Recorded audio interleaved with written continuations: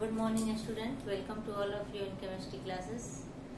आज हम लोग पढ़ेंगे tinning, protection of metal from corrosion का हम लोग प्रोसेस पढ़ रहे हैं। हॉट डिपिंग का गैल्वेनाइजिंग हम लोग पढ़ चुके हैं और आज हम लोग पढ़ेंगे टिनिंग। टिनिंग हम लोग किसे कहते हैं, व्हाट इज टिनिंग? तो टिनिंग हम लोग जानेंगे कि it is the metallic coating process, the coating of tin metal on the iron or steel by hot dipping is called tinning. Tinning process में हम लोग क्या करते हैं, आयरन और स्टील के ऊपर हम लोग टिन का कोटिंग करते हैं। टिन का हम लोग कोटिंग करते हैं। तो यहाँ पर टिन क्या हो गया, टिन कोट मेटल है और आयरन जो है वो बेस मेटल है। अब ये टिनिंग प्रोसेस जो है कैथोडिक कोटिंग है। Tinning process is cathodic coating, that means here tin is less reactive metal in comparison to the iron. जब हम लोग टिन का कोटिंग कर देते हैं आयरन पर, तो जब ये टिन का लेयर आ जाता है तो लेस एक्टिव मेटल होने के कारण tin has more corrosion resistance. It does not attack by environmental gases. Less reactive metal है, इसके साथ कोई रिएक्शन नहीं होता है environmental gases का। और जब रिएक्शन नहीं होगा तो क्या करेगा, ये अंदर के मेटल को सेफ रखेगा। लेस एक्टिव मेटल है, टिन लेस रिएक्टिव मेटल है। अब हम लोग देखेंगे टिनिंग को करते कैसे हैं, ये कैसे इस प्रोसेस को हम लोग प्रोसीड करते हैं। सबसे फर्स्ट स्टेप में हम लोग क्या करेंगे कि आयरन शीट जो हमने लिया है उसको एक बाथ में, जिस बाथ में क्या रखा रहता है, डाइल्यूट सल्फ्यूरिक एसिड, उसमें हम लोग उसको डिप करते हैं। Iron sheet is dipped in bath which contain dilute sulphuric acid for removal of impurities and any oxide layer। उसके बाद सेकेंड स्टेप में यहाँ से आयरन शीट को हम लोग हटाकर निकालकर किस में डालते हैं, तो दूसरे बाथ में डालते हैं, जिसमें दूसरे बाथ में डिप करते हैं। यह बाथ में क्या रखा रहता है, molten zinc chloride flux. Molten zinc chloride flux में जब हम इस आयरन शीट को डिप करते हैं तो क्या होता है कि यहाँ पर डिप करने के बाद इस आयरन शीट में एडहेरिंग कैपेसिटी बढ़ जाता है। एडहेरिंग कैपेसिटी चिपकने की क्षमता को हमको इस आयरन शीट में बढ़ाना है। क्यों बढ़ाना है? क्योंकि जस्ट इसके बाद हमको मोल्टेन टिन में इसको प्लेस्ड करना है। तो we dip iron sheet in molten zinc chloride flux for increasing the adhering capacity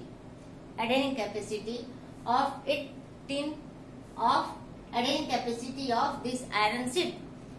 अब सेकेंड स्टेप के बाद थर्ड स्टेप में हम लोग क्या करेंगे, आप देखेंगे थर्ड स्टेप में इस आयरन शीट को मोल्टेन जिंक क्लोराइड फ्लक्स से निकालने के बाद तीसरे बाथ में हम लोग इसको डिप करते हैं, जिस बाथ में क्या रखा हुआ है, this bath contain molten tin and temperature is 250 to 290 degree Celsius temperature. जैसे ही इस बाथ में जिसमें मोल्टेन टिन रखा हुआ है, इसमें आयरन शीट को हम लोग इसको प्लेस्ड करते हैं और डिपिंग प्रोसेस है ये। तो यहाँ पर क्या होता है कि इस आयरन शीट पर टिन का लेयर जम जाता है, टिन का कोटिंग हो जाता है। Iron sheet is coated with tin. Iron sheet जिस पर टिन का कोटिंग हो गया, इसको बाहर निकालने के बाद, ये काफी गर्म है क्योंकि इसका टेम्परेचर आप देख रहे हैं 250 to 290 डिग्री सेल्सियस टेम्परेचर है। और यहाँ पर हम लोग क्या करते हैं, जस्ट मोल्टेन टिन में से बाहर निकालने के बाद हम लोग इसको एक दूसरे कंटेनर में जिसमें वेजिटेबल ऑयल रखा रहता है उसमें हम इसको डिप करते हैं। ऐसा क्यों करते हैं? This iron sheet which is covered with tin is again dipped in vegetable oil for prevent the oxide formation। इस आयरन शीट पर, जिस पर तुरंत हमने टिन का कोटिंग किया है, इस पर किसी ऑक्साइड का फॉर्मेशन नहीं हो जाए, इसके लिए हम लोग इसको वेजिटेबल ऑयल में हम लोग डिप करते हैं। और यहाँ पर वेजिटेबल ऑयल के रूप में पाम ऑयल को दिखाया गया है। जैसे ही हम लोग आयरन शीट को वेजिटेबल ऑयल से बाहर निकालते हैं, then it is pressed inside the hot roller. इसके बाद हम लोग इस कोटेड आयरन शीट को हम लोग हॉट रोलर के अंदर से हम लोग पास करते हैं। ऐसा क्यों करते हैं? This is done for removal of extra tin and for making uniform layer यहाँ पर हो, इसलिए हम लोग इसको हॉट रोलर के अंदर से हम लोग इसको प्रेस करते हैं। तो यहाँ पर जो हमको टिन मिला है, यहाँ पर जो हमको आयरन शीट मिला है, इस आयरन शीट में टिन का कोटिंग हो चुका है। इस आयरन शीट में टिन का कोटिंग हो चुका है। पहले जो यहाँ पर वो आयरन शीट दिखता था, अब यह टिन का दिखेगा। और टिन का कोटिंग कर देने के बाद क्या होगा? इस आयरन शीट पर कोरोजन नहीं होगा। और कोरोजन नहीं होने के साथ साथ ये किसी दूसरे कंपाउंड से रिएक्शन भी नहीं करेगा। अब हम लोग यहाँ पर देखेंगे कि इस टिनिंग प्रोसेस को आप कैसे लिखेंगे एग्जामिनेशन में। यहाँ पर हम लोग इसको देखेंगे स्टेप बाय स्टेप, आप लिखेंगे पॉइंट वाइज। सबसे फर्स्ट आप लिखेंगे कि tinning is the process of coating of tin on iron metal. Tin is less active metal. First step iron sheet which has to be coated. Iron sheet is dipped in bath which contain dilute sulfuric acid for removal of impurities or any oxide layer. In second step, this iron sheet is again dipped in another bath which contain flux of zinc chloride for increasing the adhering capacity. Third step, this iron sheet is taken out and again it is dipped in another bath which contain molten tin, and the temperature of molten tin is 250 to 290 degrees Celsius. After dipping in molten tin, it is coated with tin. Then it is again dipped in another container which contain vegetable oil. As for example, यहाँ पर आपको दिखाया गया है palm oil. Vegetable oil में dip हम लोग करते हैं इसको। It is dipped in vegetable oil for prevent of oxide formation. Oxide का फॉर्मेशन नहीं हो, इसलिए इसको हम लोग वेजिटेबल ऑयल में डिप करते हैं। Then it is pressed between pairs of hot roller for removal of extra tin and making uniform thickness. And now it is coated with tin perfectly.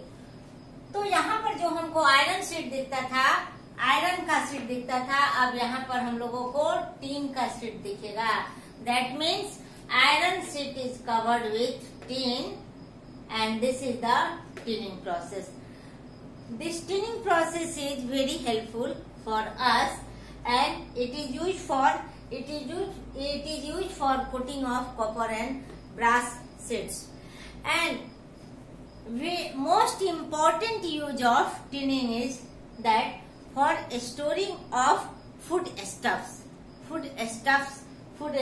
that is oil, ghee, biscuit, various type of pickles, medicine, etc.